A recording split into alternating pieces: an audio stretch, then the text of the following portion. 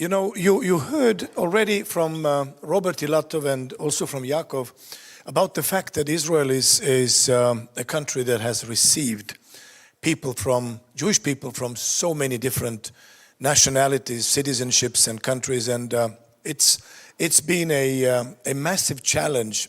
When we look at the idea of Aliyah, it looks like it is very simple in terms of okay, here is the Jewish person, we will buy him a ticket to Israel, and here you go, you are now a citizen of Israel.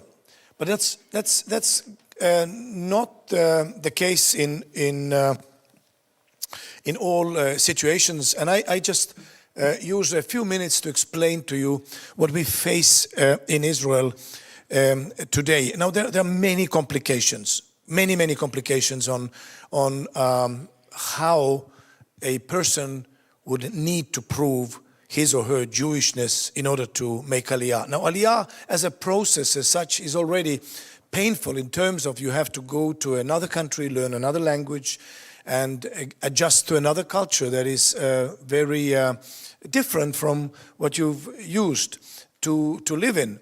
But what we saw, and I'll be very practical from this moment on, we saw together with a now former Knesset member Leah Shemtov that there are people who literally would fall between the chairs when we talk about Aliyah.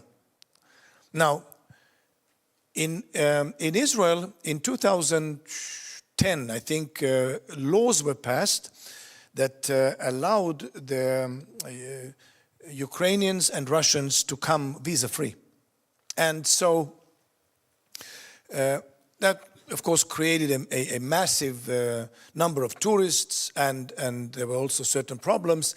But when the war started in Ukraine in 2014, and you remember how it crept in at first Crimea and Peninsula, and then city after city, and people were in a shock. They did not know what to do. And instead of coming to the Jewish agency, instead of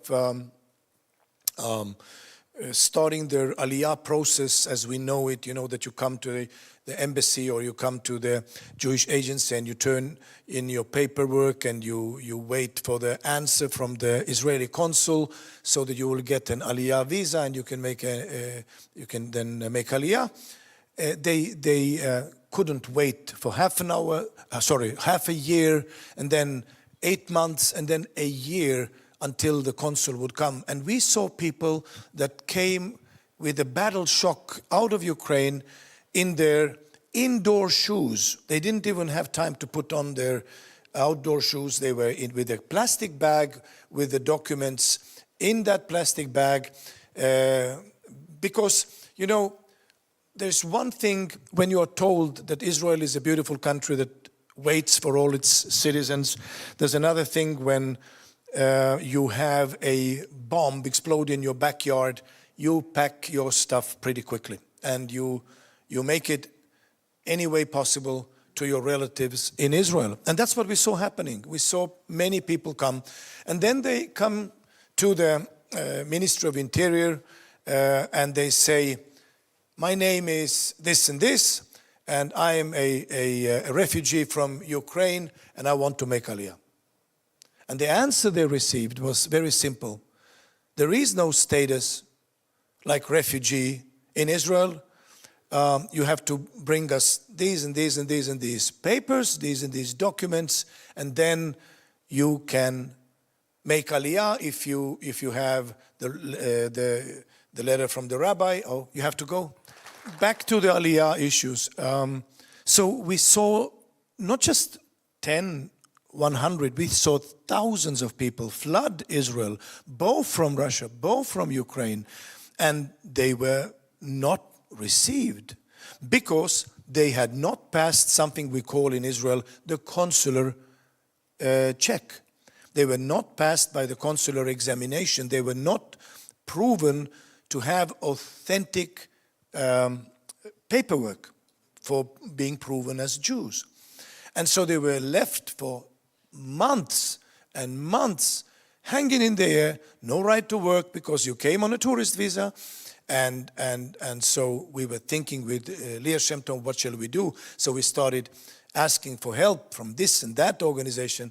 And the only ones actually who were willing to help were evangelical Christians who started supporting such people making Aliyah. Because in their cases, sometimes it takes like 6 to 8 months until we can come up with the proper paperwork. And then in 2018, Israel started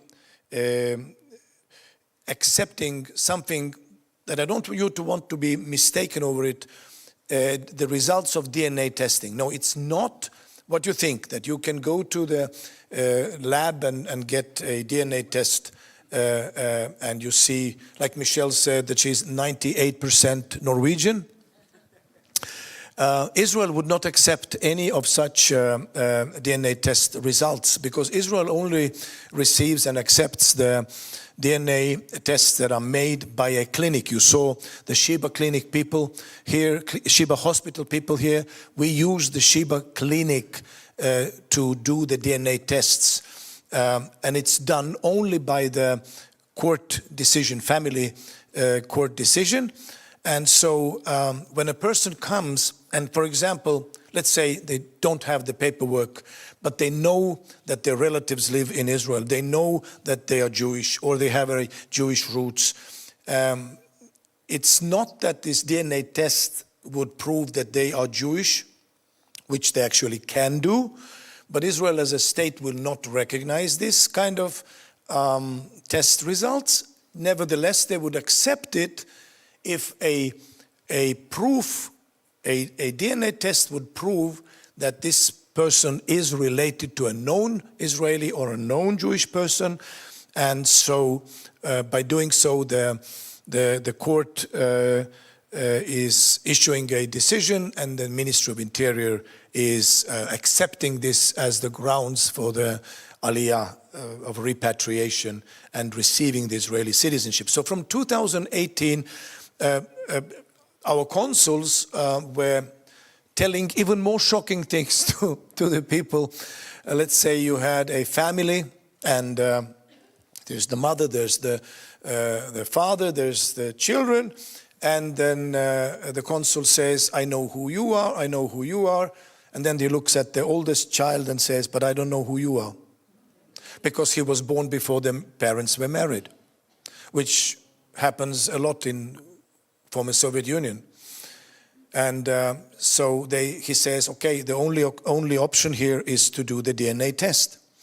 And so they say, okay, how do I do a DNA test? And they explained what I just explained to you.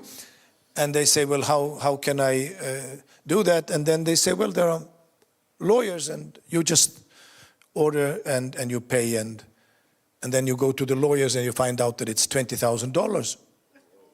So how many Ukrainian refugees walk around with $20,000 in their pocket to do the DNA testing? Now, it doesn't cost so much, but you know how the market works. And so we found a way how to press the prices down and how to work with certain law offices. We have 2 law offices that we work with. Global Aliyah is the name of the organization. And if you want to find out more about it, maybe I can ask our production team to type in the words globalaliyah.org, and that's the website. You can find us. And we are receiving so many requests from the people asking, can you help us to do the DNA test? Can you help us? We have this problem or that problem. And the government, and I've been talking to Tatiana, I've been talking to Ohad, I've been talking to many Knesset members. For some reason, they cannot find a way how to subsidize, how to support, how to come up with money, even after when they have proven their right to be Israeli citizens. For some reason, this gap has never been dealt with. And maybe Eliezer, you can come up with a creative solution.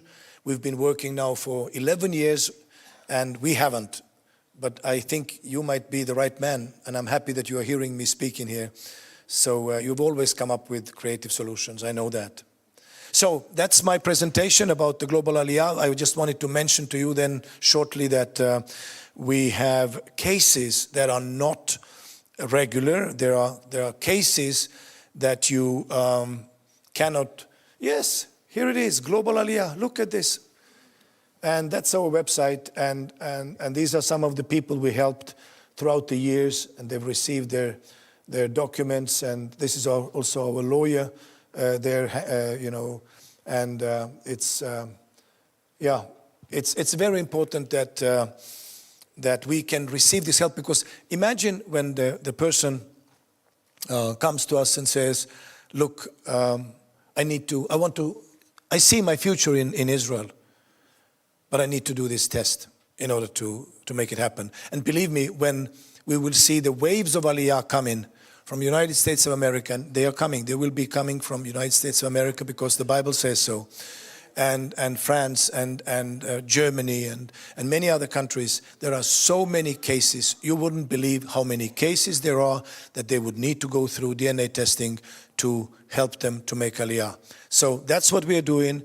That's I believe a very important mission to help them, that we would not reject them, that we would not tell them you have to find your own way. We are there to support them, and again, the evangelical Christians have been the only ones so far willing to support with these cases.